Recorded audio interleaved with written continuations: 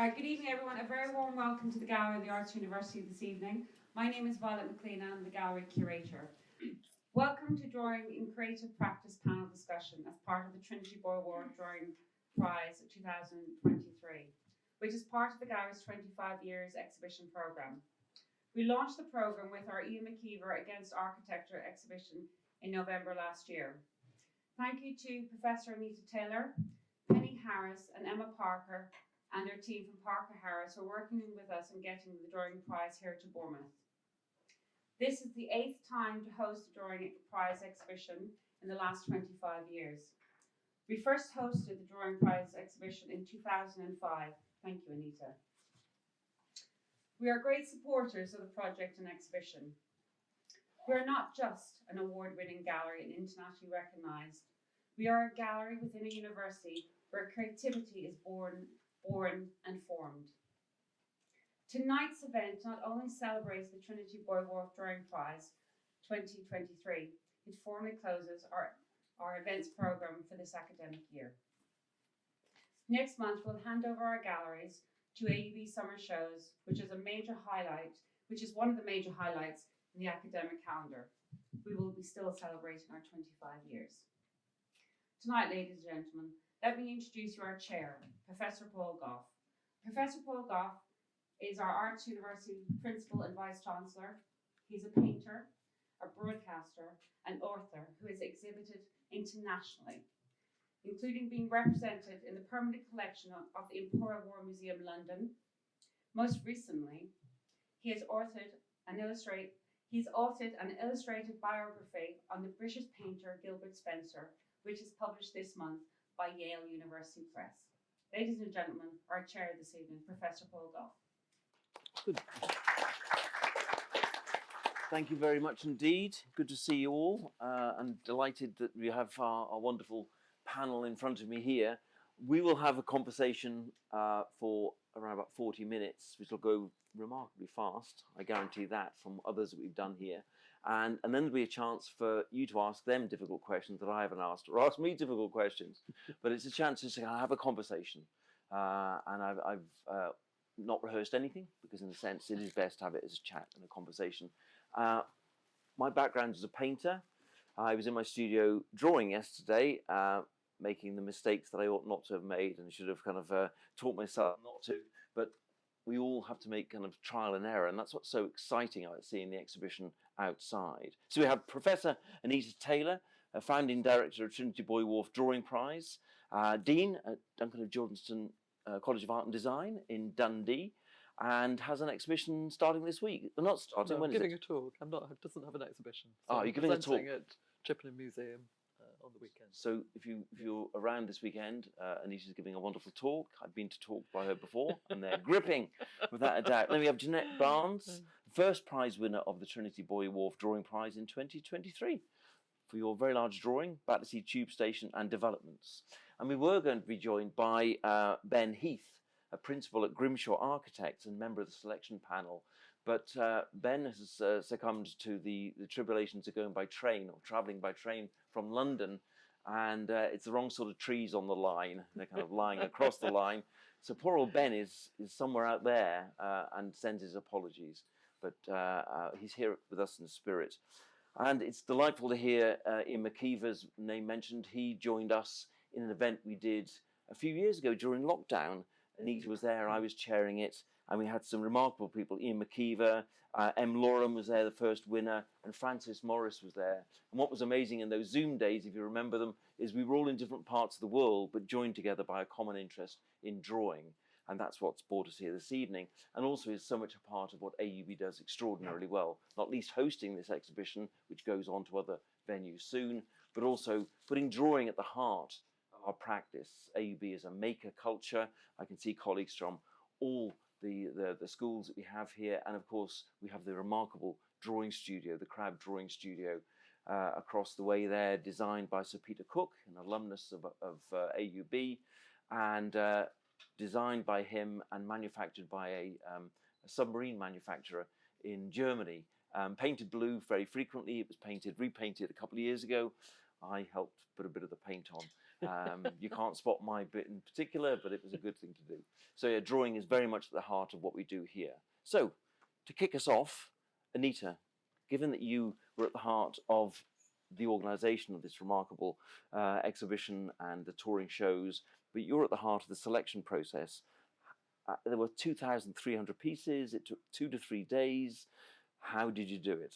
Well, I've been running the project since 1994, and it's an open submission, but we see all of the works, so we see thousands of works every year. I actually don't do any selecting. I select the selectors and guide them through the process. So what did we do? How did we see it? We spent 2 solid days seeing all of the work at Trinity Buoy Wharf. It's managed with almost military precision in terms of seeing that number of works with a big team of handlers to do that.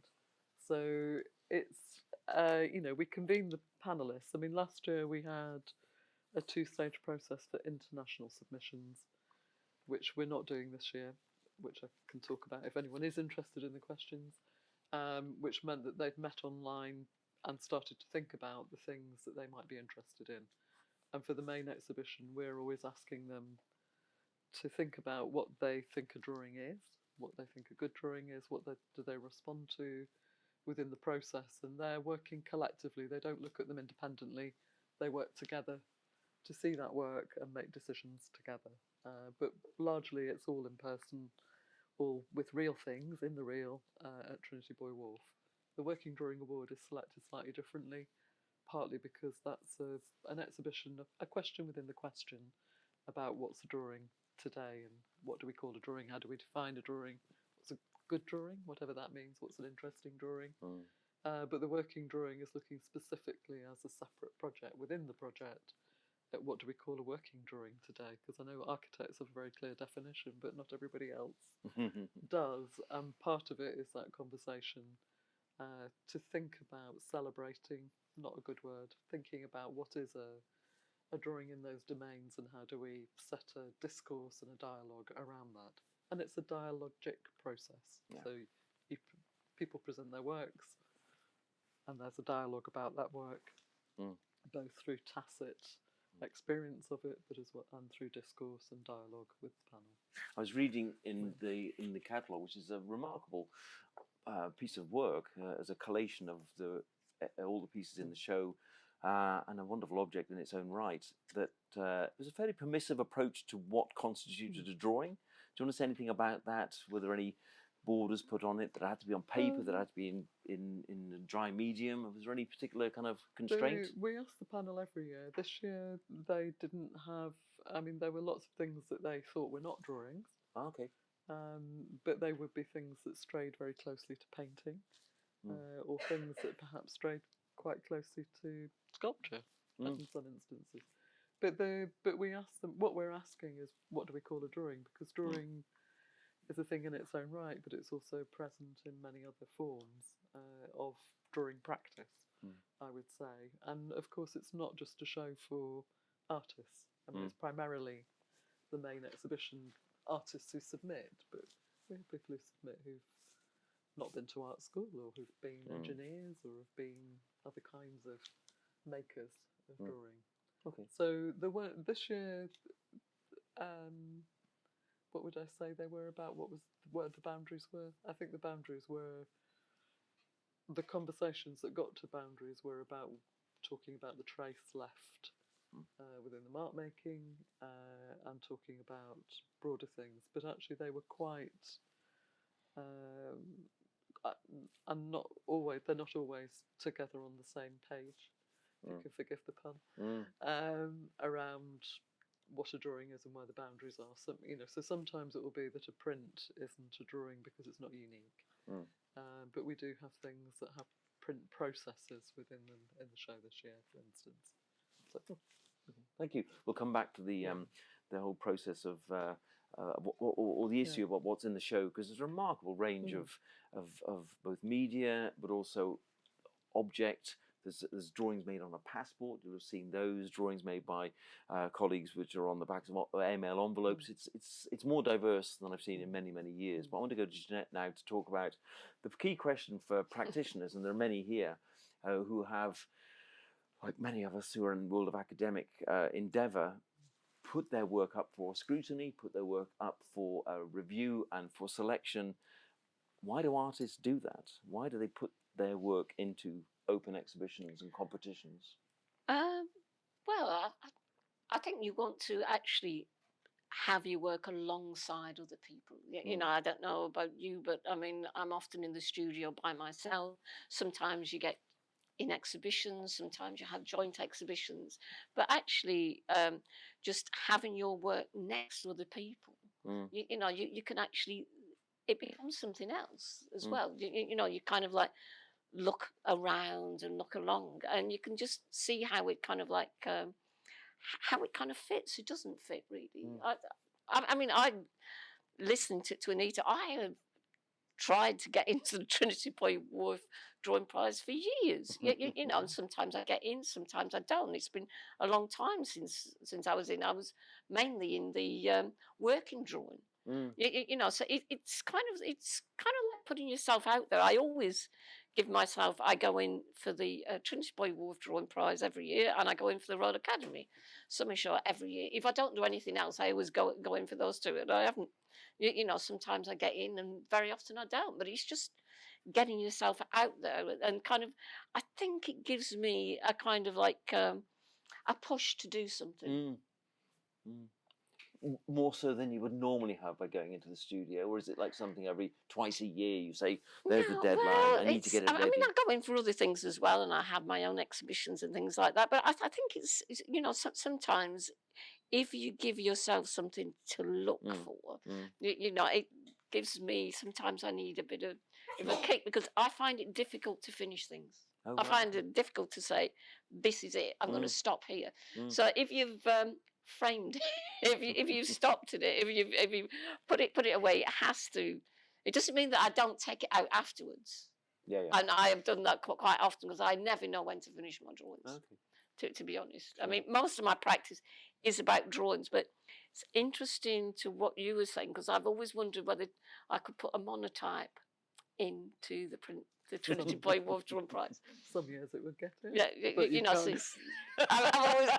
you know, it was interesting to hear that, because my practice is drawing and printmaking, but I see it all as drawing. Really. And when you consider putting in for exhibitions or competitions, are you mindful of who the judges are, the selectors are?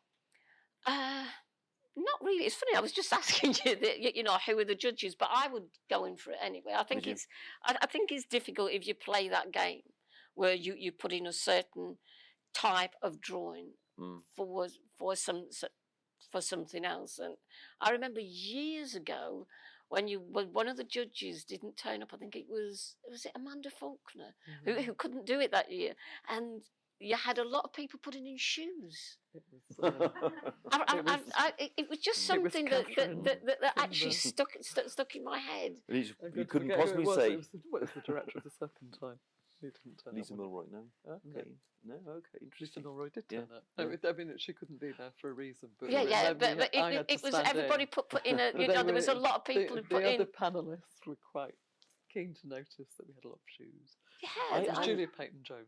I was amazed. I was a student selector once for the New Contemporaries in London, and it was all the days when they were on slide. You had everything on slide to start with, and we had all the slides laid out. And then one of the other selectors, who will go nameless, but was a brilliant painter, came along, and they kicked the chair by mistake or the table, and all the slides got mixed up.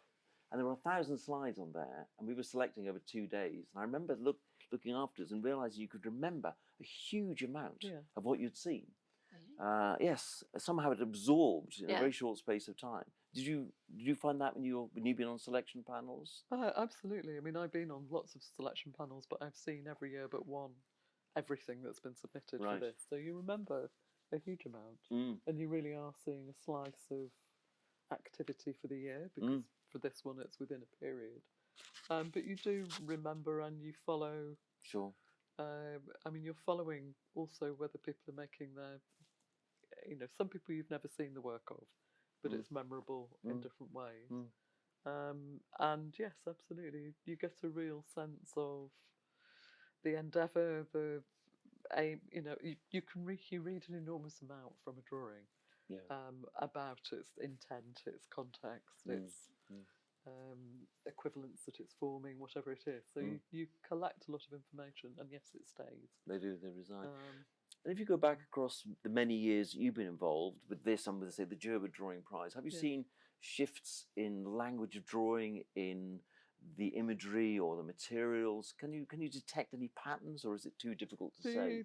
I mean, we always Gerber and Trinity Buoy Wharf are the same thing, and it was known as the Cheltenham Open Drawing before that, and actually the Derwent Open Drawing the year before that, and then they reinvented themselves about 10 years ago. You see different things come through, but we've always been an open church, if you like, asking the question of who's drawing, what are they drawing, what do we call a drawing. So we do see different things. I mean, this year there's quite a lot of work that's very cognizant of the current context, so that touches on social justice, touches on all sorts of things, but equally there are beautiful aesthetic abstract drawings.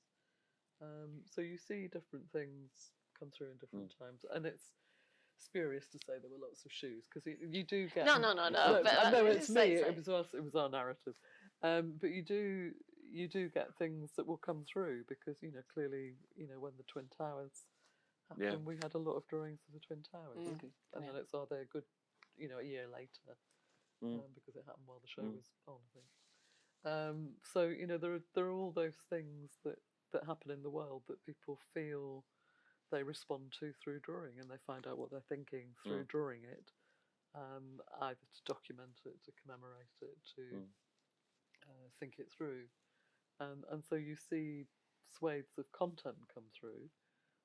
I would say in terms of what comes through as a drawing, we've had everything from a completely sound drawing, which had no visual aspect at all, through to moving image, through to other things. So I'm not sure if there's a trend. That's the work that needs to be done. We did a decade show, and we did a show to mark the 20th year in 2014, but we actually did a show of the artist selectors for 2014, which was the 20th year.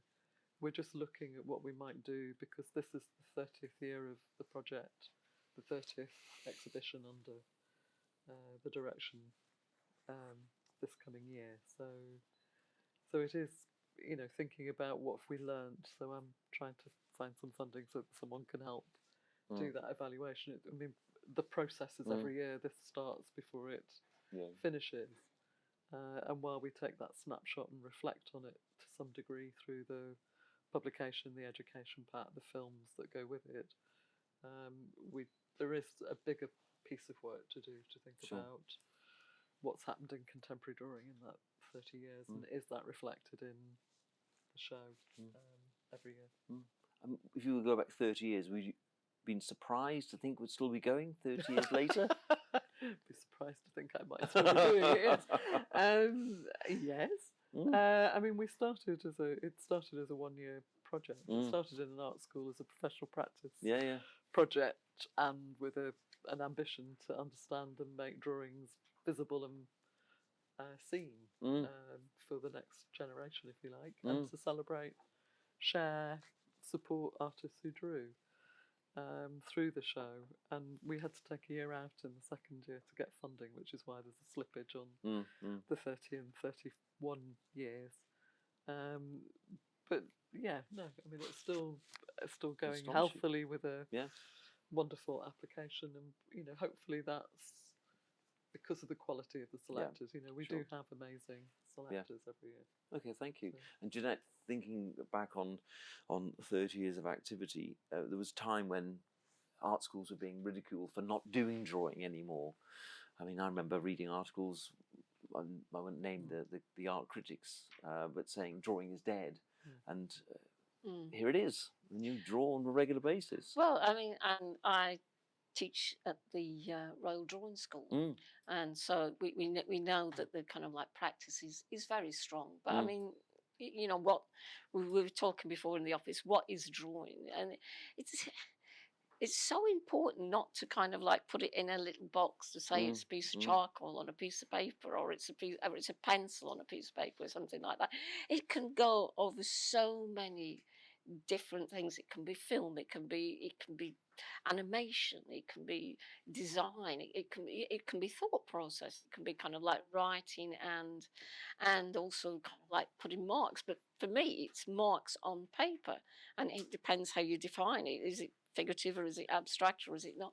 It's what you think is drawing as well. But it's such a wide kind of like thing that you know. I mean, I draw. I don't draw every day. I mean, I do some kind of like mark making every day. There's no doubt about it. But I don't go into my studio every day and do drawing. But I might go out and I might do sketching. I might be writing. I might be in my printmaking studio, or I might be teaching drawing. And it's quite. I think it helps me. I know it's helped me, especially recently when we've all been online and we had to think how you're going to say things. I mean, my practice has changed because you have to think how to tell people to do things. How you have to tell people what you want from them, or you know, give them ideas on how to actually do drawings or make marks or like this. So it's such an ongoing process. It's not a little kind of box. I'm doing something every day, but I mean, whether you would say that was kind of like a drawing in a very tight term, I don't know. So let me ask you a question, to both of you, because we're all practitioners. Is that when you're drawing, do you talk to yourself when you're drawing about the drawing as it's evolving? No, I see what I'm thinking when I'm drawing. So I'm not. It's a different dialogue. Go on. Tell me more. Tease that out a bit, Anita. Well, I think you draw, you make a mark, and you make relationships by making another mark. But actually, I don't know what I necessarily want to make a drawing about. I mean, it is genuinely a different form of communication, which is as much. I mean, when we speak, we utter our thoughts without necessarily knowing what's going to come out. It's much the same. We're doing it now. Talk in draft, it's called. But not. I mean, obviously, you're testing and looking and referring to other things. But drawing it's a different way of communicating, expressing, and it is very much about, for me, understanding a place in the world. You know, place in time, place in thinking. But yeah, not sure if that answers your question. No, I'm trying to think. What about you, Jeanette? Well, I'm so cross with what I'm doing at the minute. It's absolutely unbelievable. I'm drawing. I'm drawing King's Cross Station. It's the third time I've drawn King's Cross Station, and I'm trying to ask different questions to it, and I'm not sure that I'm coming up with them. So I am so cross. And I think that kind of comes out, the kind of like muttering or kind of thing. Because one of the things that I say to my students is, you know, I can't do that. But what ambitions have you got for your drawing? What do you want it to feel like? What do you want it to do? What do you want? What ideas do you want to have it? And it's easy saying that, but actually doing it yourself and thinking, you know, how can I think around this problem, the same problem, the same scale, the same thing, in a slightly different way? Because when I go outside and I see different exhibitions, or I see, you know, the city in a different way, you know, you come back and you think, yes, that's what I want. And then how do you get to that? You know, so you do ask questions of yourself. You do. So are you actually at King's Cross drawing, or are you at your studio drawing? Oh, I do lots of sketches on location. I come back to my studio, and then I put all the sketches on the floor, and then I make plans, which is one of the things that I have had in recent years in the Trinity Buoy Wharf Drawing Prize. So making the plans is so important to me. That's a big thing, and then trying to then take it into a different scale. You know, you're working on this size, and then you know you go into something like 6 foot or something like that. So it's kind of how you use your materials to actually come up in scale, or you know. But it is asking questions to it, whether you say it out loud or not. I don't know. You both work very large. I'll come back to that in a second. But when you're working outside, and I've done a huge amount of this myself, are you very self-conscious, or is there a point in a studio you're in a very private space usually?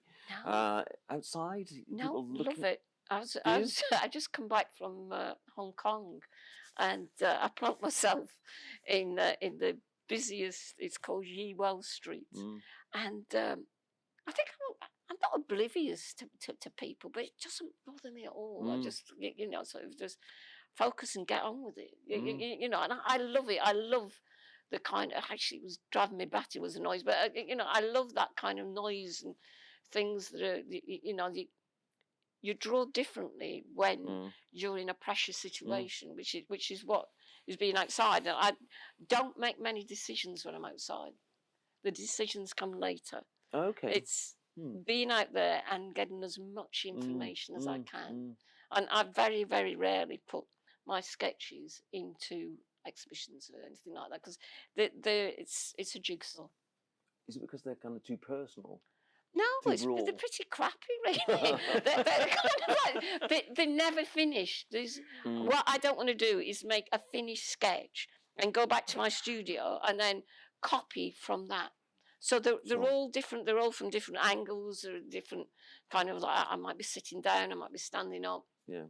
I'll be doing I'll be looking at things in a different way, asking different things. But it's about the kind of, like, especially when I'm away, the amount of information that I can get down, and then it's decisions. There's an interesting dichotomy there between the personal and the notebooks and the sketchbooks and the like, and then the larger work. It was more public. I remember doing seminars with students, and you'd say to them, "You all write poetry, do you?" And they said, "Yeah, we write poetry." And I say, "Why don't we bring our poems in tomorrow, and we can talk about our poems?" And they said, "Oh goodness me, I couldn't do that. It's far too personal." And actually, on the walls in the studio, there's endless amounts of drawings that are as personal and as intimate and as meaningful to them. But there's something of a separation between a poem that might be a written form and a drawing that is a grammar we all understand. So, why don't we, Anita, you work at vast scale as well as fairly small pieces. But are you self-conscious? Would someone be surprised to be in your studio watching you work? I don't know. Is the answer? But you could. I don't know. I mean, I wouldn't necessarily have people in the studio with me when I'm working. No, me neither. So obviously you can see some things on film if you really want to go and look about me working. But it's, I mean, it's not. It's still quite self-conscious. I mean, I'm making work that is about distilling a whole set of experiences. So it is the studio is a private place. It's not a. So you wouldn't invite anybody in to watch you at work? Not to watch me at work. I mean, people have watched and filmed me at work, but no. I mean, I work with the model from time to time, but that's different because they're part of that relationship that's in play. But that sets up a very different dynamic, having a model in the room, doesn't it? That's an air of tension sometimes as well. I just wonder. I suppose I'm getting at the private time in the studio where you can make the most howling mistakes, the most awful work, and talking in your head saying, "This is not where I need to go." Because in a sense, you have to lose yourself sometimes, don't you? In the drawing, getting lost is part of the getting lost and finding it. Yes. The distillation, I think, is what and seeing what you're thinking. Things are that thing, but the studio is a place to completely explore, and you have a wonderful framework. If it's a big piece of paper, or it's a canvas, or it's whatever. Sure. So we were looking at pieces of your work, the large works, Jeanette. Would we be able to see where we thought you might have got lost sometimes in some of your drawings, where you'd refound it afterwards? Yeah, I mean, I'm because I've been away and I had a stupid accident not so long ago. But I started a piece of work quite a time ago, and it's quite difficult to get back into it. So you do lose yourself. I mean, sometimes I've had to sandpaper things down, because one of the things that I get is if you take out too much, then it goes very grey. So you got to be really careful. So that's when it all kind of like falls to bits. So I remember doing I was doing this picture of this drawing of Piccadilly Circus. I used 6 25 pieces of charcoal on one head, one person, and it just made it a real kind of like mess. So you can just get, you know, taking it out, putting it in, taking it out, putting it in. But I also think sometimes, I mean, I've had people saying, "Oh, can I help you in your studio?" Some of it's just sitting down eating half a pack of biscuits, like looking for an hour, something like that. I mean, you don't want people to see you doing that. Sometimes you're kind of like lost in that kind of like, I don't know. You know, so it's slightly different. I mean, I share a studio with my husband, but we're never in it. We're just never in it at the same time. If I'm outside, it doesn't bother me. Inside, no. That's it. That's my personal space. I've had some of the best sleeps I've ever had in my studio, where I just like, I can't do this anymore, and just lie down and fall asleep. I do nod off. I'm not going to admit to that. I'm not going to admit to that. We've got a sofa at the back. I'm never. I think that's why I'm in meetings. I guess I mean, the origination of some of those large heads that you do, if they're a film of it, I'd love to see it. Both of you work on such a scale. And getting back to the point, when I was taught drawing at Foundation, a wonderful drawing tutor, and you don't draw from your wrist, you draw from your shoulder, and both of you, the physicality of making those large pieces of work, what kind of commitment, what kind of energy, what kind of physicality do you need when you walk in the studio and there's a big piece of paper there, Fabriano 8'4" in front of you? What's It's the physical. Well, you're making marks that use your body. I mean, that's the point of working at that scale. It's all about the relationship of the body and one person to another, or one image to a person. So it's very much about that physical gesture, and then using that to become something else. But they're very physical. I mean, they are about the span of what you can touch as far as you can. Same with it. I mean, I tie a big, I've got a big stick, and I tie a piece of charcoal to it, so you can kind of like reach the kind of edges. But you know, when you, for me, it's different for other people. As soon as you put more than 2 pieces of information on your paper, you put the third in. Surely surely that changes the first and second. So I would have to take something out, because you don't know, and more information that comes in. It's, should I make that bigger? Should I make it smaller? So you see, you're kind of taking it out. I mean, I teach primary school students sometimes, and I say to them, you know, I used to have really long fingers, but I do a lot of rubbing out. And they go, then they go, you're being silly. But it's that fact of kind of like getting in and that's taking things out, and what can you see at that point? What's your peripheral? What's you're looking at things in different ways. So surely that can't be as strong as that if it's, you know. It's a very visceral business, isn't it? I'm amazed how grubby one can become. You know, up to there with charcoal, dust flying everywhere.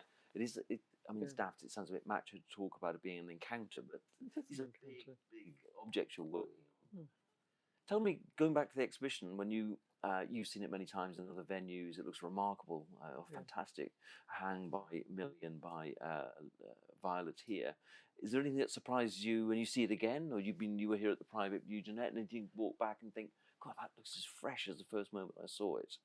Quite frequently. I mean, they're whittling down. I mean, the selectors have fantastic. I mean, I think this year's selectors, it was Laura Hotman, executive director of the Drawing Centre in New York, Dennis Scholl, who's an amazing collector, and Barbara Walker. So they have very clear vision. It's the same every year with a slightly different vision for what it will be. But the drawings, because they jostle their way through the selection process. Because we set the work out, which most opens don't do. You'll have it walk by, or we set it all out room by room. So we actually lay it out so that people can apprehend it. That process, means that the drawings are there, stand on their own. You can actually install this show in lots of different ways, because each drawing is there on its own merit. And sometimes there are themes that run through that make very happy relationships or other things. But, you know, the people who have the space it's in know the space best. And it can be installed in different ways. But yeah, I mean, there are drawings that you see again in different ways, and there are drawings that sometimes you think at the selection that got through, not quite sure why, and then it grows. So you've got different ways of doing it, and we put the publication together afterwards. Yeah. So they don't have any information about the drawings when they're selecting, which does mean that they're absolutely they're chosen on the value of the drawing and the way the drawing resonates for them. So you don't, no one's choosing it because it's by X or it's important in this way or it's dealing with something. It's collected through this visual selection, physical selection process. Thank you. So they do stand on their own. And Jeanette, when you walk in there and see your large piece there, or in this or other shows, what's running through your head as you kind of look at? Well, I was amazed. Like I said to somebody, is there any extra drawings in? Because sometimes you miss things, you know, in certain bits, and then you see them again next to something else, and they kind of stand out more. You think, did I see that? Did I? Because I was saying early on, I'd like to take some more photographs because you kind of, it's a different hang. I mean, I always like going to, I haven't been for a while, but I always like going to somebody like Sotheby's or kind of like Phillips or something like that when they've got an exhibition, when they've got a biggish exhibition of somebody's collection, because you'll have wild things next to something else. You know, I saw like a soutine next to a Hackney, next to something else from like 1800 or something like that, and it's amazing when you do that. Or when you go to, like, I went to at Edinburgh, I went to Edinburgh, a gallery in Edinburgh, and I saw things next to each other. I've seen work recently from these people, but actually seeing them together in another collection, it's amazing. And it's the same when you go in, you know, you think, oh, how's that relating to this, or how's that decision put that there? And it's fab. I love it. Great. And one of the reasons that artists exhibit, there are many reasons, and I used to, when I was teaching, used to talk to students why one might exhibit. Several reasons. One is it gets the stuff out of the studio, which is quite useful. Second one is it possibly sells, which is quite useful. But the third thing is what Sylvia Plath talked about of when writing poetry, it lets the work grow cold on you, so you can, because it's quite hard to judge something you just made even a few months ago, but to see it in an exhibition space is that distance. It grows cold on you. You can look at it and see it somewhat objectively, not easily, because you've only got 90 seconds till you familiarise, and then you start to make up for all the faults that might be in it. So I think that's one of the reasons. Yeah, I mean, you do look at it and think, oh, I wish I could change that. I wish I could take that out. I wish I could get. I mean, I have actually snuck up to pieces in. Well, this one hasn't got the frame on. You haven't been drawing. Yeah. There's no frame on it now, so I could probably. But I work on things for years. Me too. You know, and it's just one of those things. But you know, it's your mind going. But it's so nice to see different things. You know, Bonnard used to creep into museums that had bought his paintings, and while he had his wife distract the attendants in the cars, he had a little palette because he wanted to touch up that orange, and he got painting and retouching his paintings. Apparently, we've got some time in a moment for some questions, so I'll prep you up now if you have any questions, and don't be shy. I did a talk for 120 parents on several times over at open days on Saturdays, and they weren't shy at all at asking questions about the future of higher education, I think, most of the time. And that was great to have that kind of conversation with the staff and with the parents. So get ready if you do have questions. I guess before I open it up, one question that's interesting to me is when you're working, both of you work extraordinarily, brilliantly at what you do. When you're doing something, and we all know this habit of finding refuge where your grammar of drawing suddenly becomes a manner, and you have to watch that the signature doesn't become too much of a habit, that you always do it that way because that was how it worked the last time. It's one of the great dilemmas, and it's more exposed in drawing than ever, I think, because the thought process is so palpably transparent. Is that something you want to say anything about, or is that a trade secret we ought not to share? You know. I think that's the testing it out in the world. I mean, that's the where you do need to test it to make sure that you've not slid into. There's a difference between mannerism and remaking, or reusing things that form an equivalent to what you're talking about. So I think it's how do you calibrate that? I think, And every now and again, of course, you're making work because you've got to make something. And that sometimes is when it falls into that space. Yeah. But actually, that's, everyone makes drawings that are not great. Yeah. And things that are great, They are. hopefully. Yeah. So it's how do you calibrate, how do you test it? It's some of that bit about how do you get it out into the world. Sure. Well said. Yeah, I mean, like I said before, it's like asking different questions sometimes to some. You can get really kind of familiar with it, but I've really enjoyed going back to doing printmaker monotypes, and that's opened me up for looking at things in different ways, so I can bring it back to my drawing. And for the first time in years and years and years, I've started using paint. I won't say I'm painting. I'm using paint in my drawings again, or in some of my kind of like pen drawings.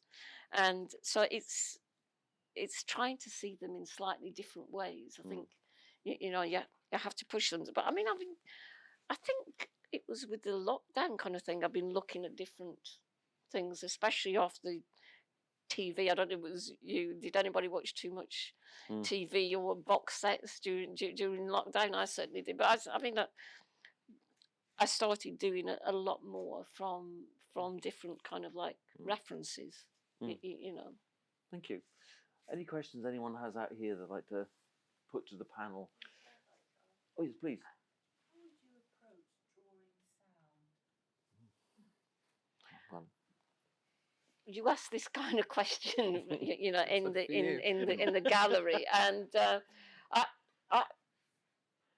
I always think my work's noisy. Whether that is whether it's something, and when I want to actually explore kind of like noise, I might kind of like fracture my marks a little bit more, or look at things that actually kind of like move or are in different positions. That's how I kind of like look at sound. I don't think I draw sound in lots of things. I think it was Gemma. Was it Gemma Thompson? She was drawing sound. Yeah, she won the. Did she won the Working Drawing Award, which was a drawing of sound within it. I think drawings, you're making an equivalent to the subject or the content. So I think it's how do you find, it depends whether you're actually making any marks to do that. The Alison Carlier piece that won the drawing prize that didn't have anything visual was a very beautiful recording of the description of an archaeological drawing. So it was all about drawing. The question was whether it was the drawing itself. But Gemma Thompson, who was given the Working Drawing Award the year before as a musician and making things that can be played. There is actually a performance that goes with that drawing, which is making music sound from the notational elements of that drawing itself. So it can be interpreted by a 4-piece band. So it depends where you want to sit it on that lexicon or that range of drawing sound. Thank you. Anyone else want to ask a question? Yes, please, Fiona. 30 years ago, drawing was still considered to be provisional. It was a step on the way to this hierarchy of architecture, sculpture, painting. It's changed radically in the last 30 years, and there are now courses in drawing. Do you think it's got to that stage where it really does have that equivalence to that respect that drawing and sculpture, painting and sculpture had? Have we got there yet? I think drawing has its space in the way that it's never had. It definitely didn't have 30 years ago, when it was assumed by some people that it was provisional on the way to things. It was set up by artists who were making drawing as an end thing. So, and looking at all the people in their pantheon of references who were making drawing as a final thing, as well as drawing towards something. So I would guess in the last 30 years what we've seen is a proliferation of different initiatives around drawing. Obviously the Drawing Centre in New York was set up in the 70s, late 60s or early 70s. Always been big museum collections of drawings, but quite hard to access. partly because of that categorisation.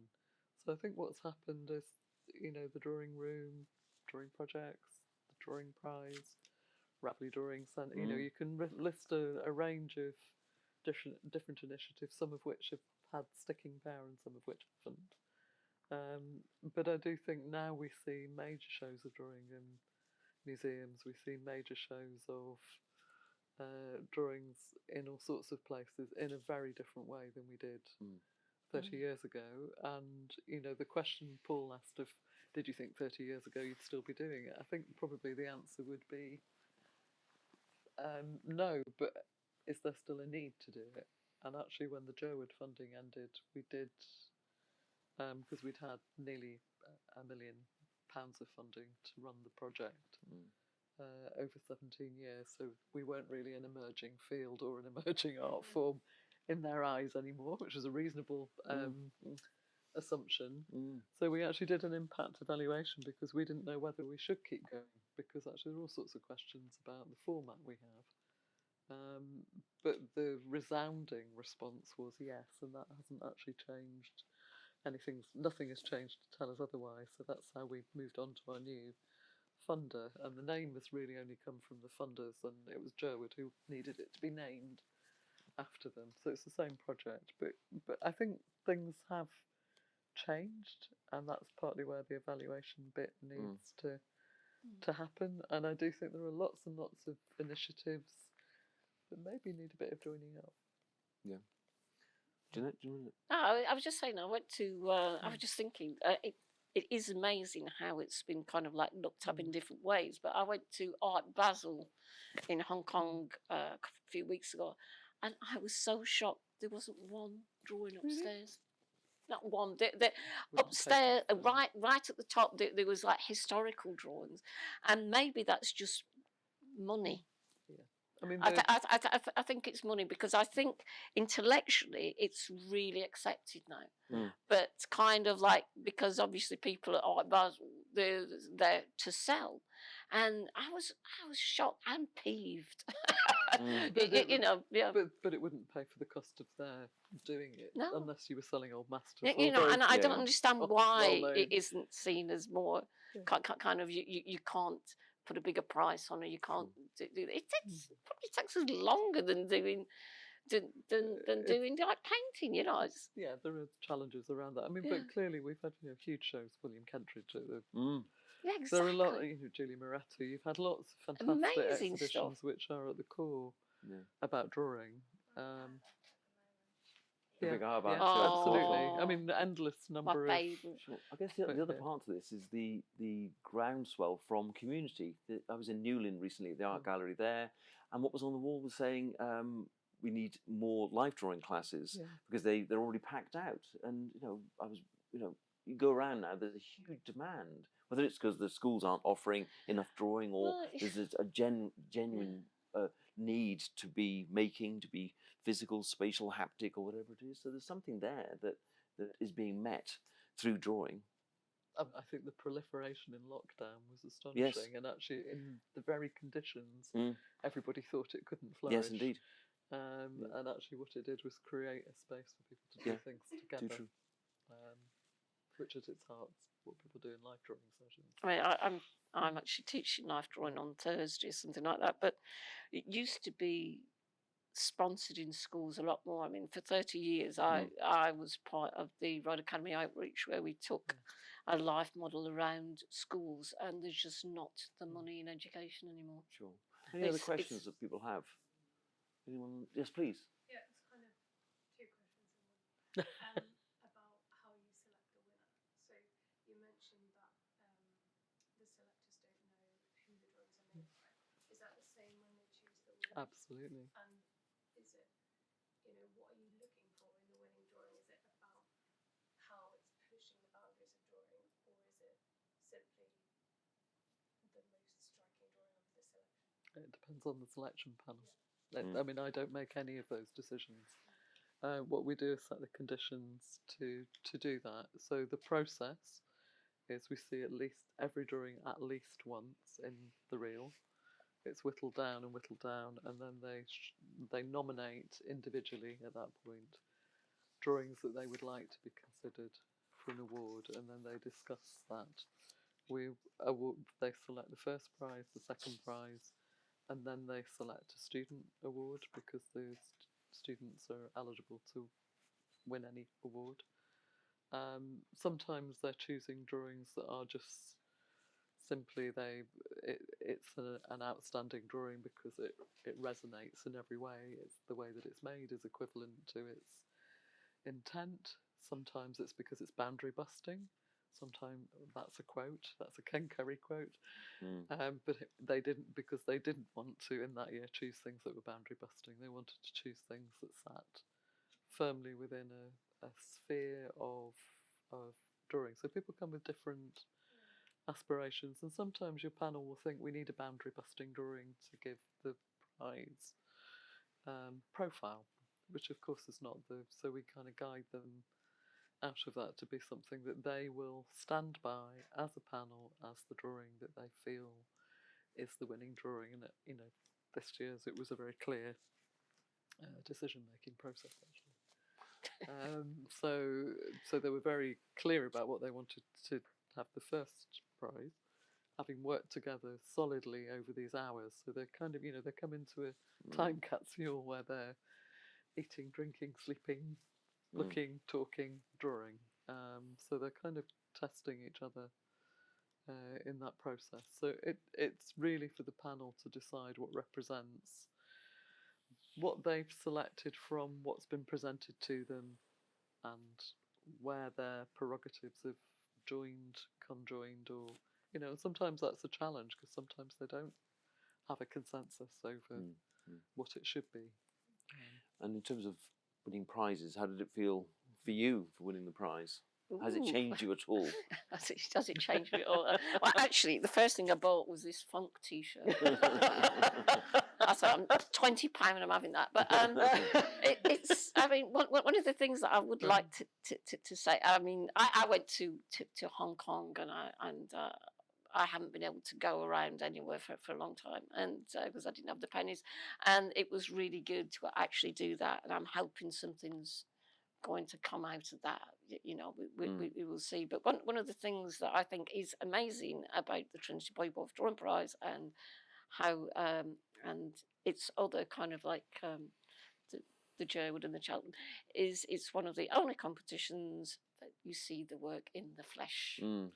And a lot of times I go around schools, I go to a lot of schools, and I have to do a lot of talks, and I put my drawings up onto the screen, and I say, how big do you think that drawing is? And they go, A5, A6, sometimes we go up to A2. I said, it's bigger than me. And you can't see that when you're putting your work into certain competitions and certain things like that. They have no idea. It's hopefully, when I won that, it was about people being able to walk into the drawing. You don't see that on that. I mean, it's amazing that you still do that, and you're one of the only. Well, we do it because you can't. I mean, not very many people are good at taking photographs of drawing. Number one. Not very many people, no matter how expert they are experts in translating that to know what it's going to look like. And the reason we're not doing the international submission in the way that we did, because when we did it that way, because it's all the problem of Brexit and import and export and everything else. So we think we've found a way to do it. But what we've discovered, it was a really interesting test, is how much of that work found its way through, even though they'd already seen it in relation to the other. And actually we felt in a way the expectation to say you've got through to the next stage, because people read that as something other than it is. You just got through to the next stage. It's just that we're interested to see you drawing in the flesh. Doesn't necessarily mean it's going to make its way through.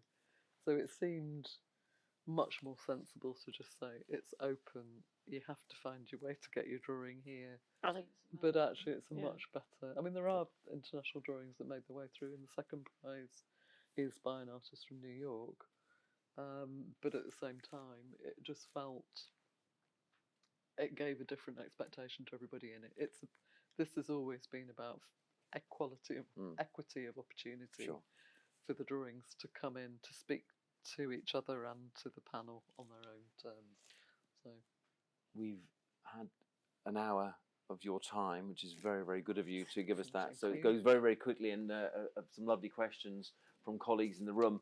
I was going to read the 3 lines from one of the selectors this year, Barbara Walker, who, when asked, what is a drawing, had written, "For me, drawing is the closest you get to the soul and the spirit of an artist. I love the accessibility of it. It's a universal medium, it's light, it's practical, it's intimate." That's Barbara Walker, MBRA. So many, many thanks for being here. Join us for a drink and a look around the shows afterwards. And a big thank you to colleagues here. Shane Ben couldn't be with us, but he's here with the spirits, with Jeanette and Anita. Thank you very much indeed. thank you.